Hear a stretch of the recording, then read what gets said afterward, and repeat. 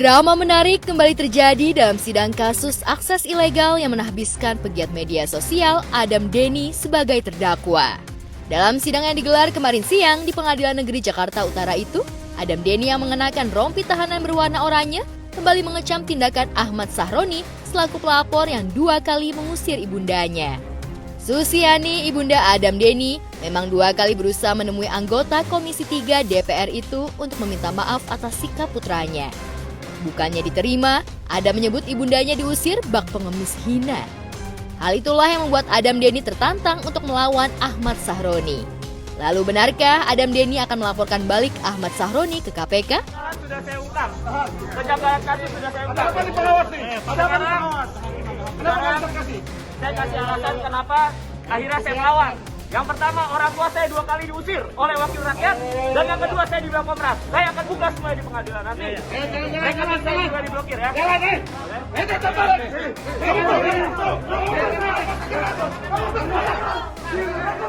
Banyak kejanggalan di sini.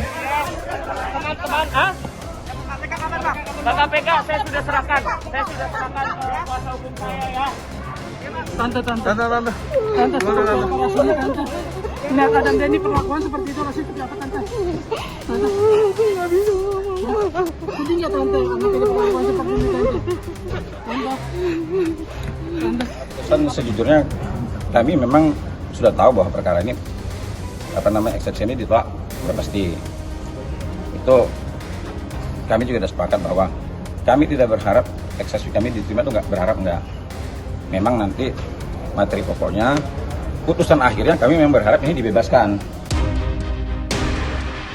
Sayangnya, perlawanan Adam Denny di meja hukum terbentur oleh pasal berlapis yang menjeratnya. Faktanya, pada sidang yang beragendakan putusan sela itu, hakim memutuskan menolak eksepsi yang diajukan Adam Denny pada sidang sebelumnya. Berdasarkan putusan sela itulah, sidang Adam Denny diteruskan minggu depan dengan menghadirkan sejumlah saksi dari pihak JPU.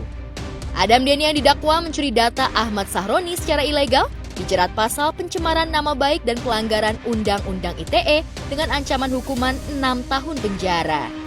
Lalu benarkah di ruang sidang, Adam Denny berani menyebut Ahmad Sahroni sebagai koruptor? Kejanggalan. Saya tidak ditangkap dan ditahan, tetapi saya dibungkam. Teman-teman bisa lihat perlakuan selama di tahanan. Ketika ditangkap, saya tidak diberikan preskon oleh penyidik saya. Dan saat ini pun, teman-teman bisa lihat sendiri ya.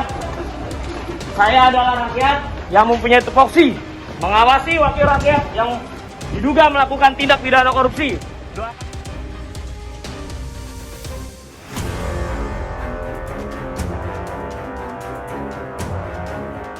Drama yang lebih menguras emosi terjadi di Pengadilan Negeri Jakarta Selatan usai majelis hakim menjatuhkan vonis kepada Olivia Natania alias Owi terdakwa kasus penipuan CPNS. Para korban kasus penipuan CPNS termasuk Agustin, mantan guru SMA Owi, seolah tak terima dengan putusan hakim ketua yang memvonis Owi bersalah namun hanya mengganjar dengan hukuman 3 tahun penjara. Agustin autohisteris di ruang sidang sebelum akhirnya pingsan karena syok mendengar terdakwa yang telah menipu 205 korban hanya divonis 3 tahun. Pegawai negeri sipil dengan menempuh jalan lintas dengan cara melakukan tindakan hukum. Menimbang pidana Undang-Undang Nomor 8 Tahun 2021 tentang KUHP serta ketentuan lain yang bersangkutan.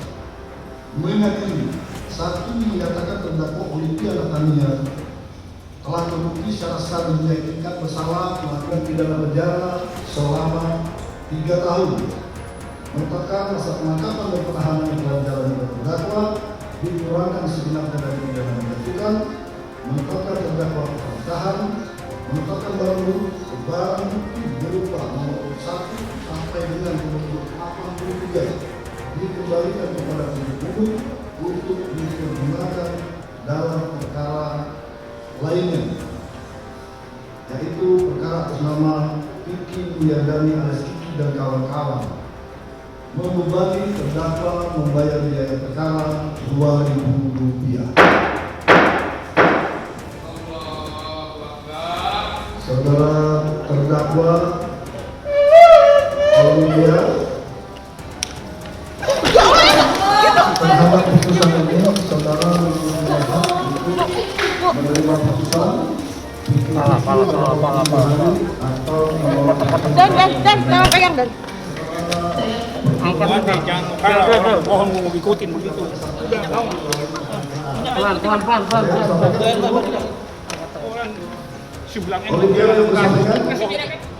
Sekali lagi bahwa ya hakim buat kami tidak adil dalam memutus perkara ini gitu loh ya. Sebetulnya dia paling simpel ya, paling gampang untuk menentukan ada gak hal yang meringankan ya.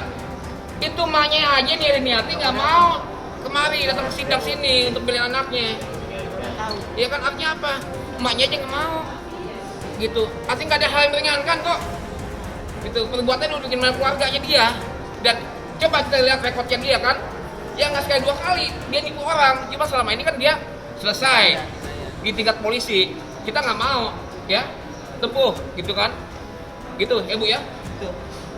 Oke Pak. Terima kasih ya Pak. Ya, Oke. ya, minta tolong ya bantu kawal perkara ini sampai tuntas. Siap. Ya. Para korban.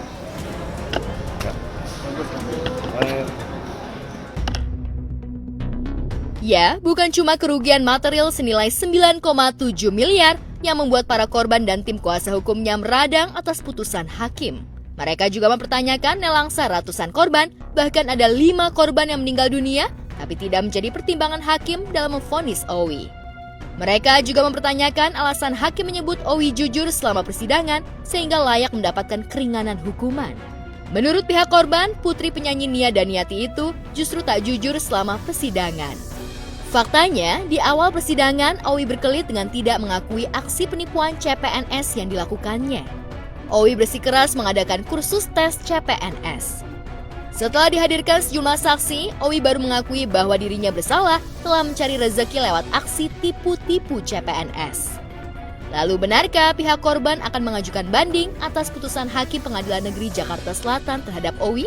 Beranggapan bahwa putusan tadi ya tidak menguntungkan kita lah. Salah satunya katanya kerugiannya sekitar 630 juta. Yang selama ini kan simpang siur, ada yang bilang sekian, tapi dalam persidangan ya kerugiannya 630 juta yang menurut kita sudah dibayar oleh Olivia Tania. Sebenarnya pada intinya memang tidak pernah ada pengembalian uang kepada para korban yang 225. Sampai tadi bilang ada pengembalian yang mana? Itu kan sudah dijelasin dari awal, itu pengembalian untuk orang-orang yang mundur terlebih dahulu sebelum kasus ini dilaporin. Jadi wajar kalau Bu Agustina para korban kecewa, sakit hati mereka. Uang mereka nggak kembali, perminta maaf nggak ada. Terus sekarang mereka mau tipu muslihat, pakai bilang uang sudah dikembalikan atau apa. Ya ampun, hati nuraninya kemana? Bu Agustina tuh tahu kok. Pada saat konfrontasi di polisi aja juga dia sudah tahu. Berbeda dengan pihak korban, pihak Owi menerima putusan hakim dengan legowo. Mereka seolah mengklaim bahwa 2 hal yang meringankan Owi adalah bersikap jujur dan beritikat baik dengan mengembalikan uang korban. Kami sangat menghargai apa yang disampaikan oleh pengadilan. Karena itu merupakan putusan, kita harus hargai. Tapi kami merasa ada beberapa pertimbangan yang tidak dilakukan dengan tepat, dan itu akan kita ajukan upaya hukum banding. Nah, seperti apa? Seperti alasan-alasan yang kita sampaikan berupa pengembalian yang sudah dikembalikan. Klien kami, Olivia dan Tania, dinyatakan bersalah oleh majelis hakim dan dinyatakan bersalah dihukum untuk lama 3 tahun, begitu kan? Sedangkan dakwaan jaksa penuntut umum 3 tahun 6 bulan. Kami terima, tetapi meskipun kami berbeda pendapat, karena itu adalah putusan majelis hakim yang kami anggap itu independen.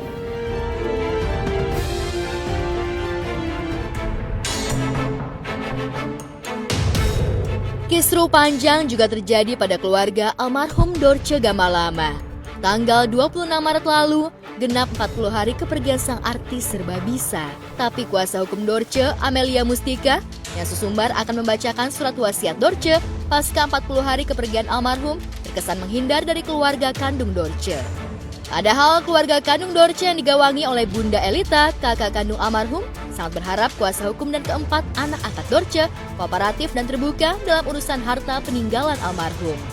Lantas, apa yang menyebabkan kuasa hukum Dorce terkesan menghindari keluarga kandung Dorce? Yang pasti, kuasa hukum keluarga kandung Dorce, Husni Tanjung, sudah memegang bukti kuat terkait ikatan darah antara Dorce dengan Bunda Elita, serta dengan keluarga kakak kandungnya yang tinggal di Medan. Baik, sampai detik ini kita tidak tahu siapa notarisnya. Tapi selentingan ada, tapi itu belum pasti. Ini lagi kami lacak ini, siapa notarisnya ini. Yang jelas sampai detik ini tidak baik.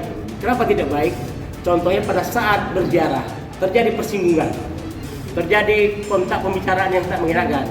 Apalagi semalam juga kan kita sudah jumpai RT setempat untuk mendiskusikan ini, dan itu juga tidak jumpa dengan mereka. Karena saya mengetahui dari pembicaraan WA semua itu.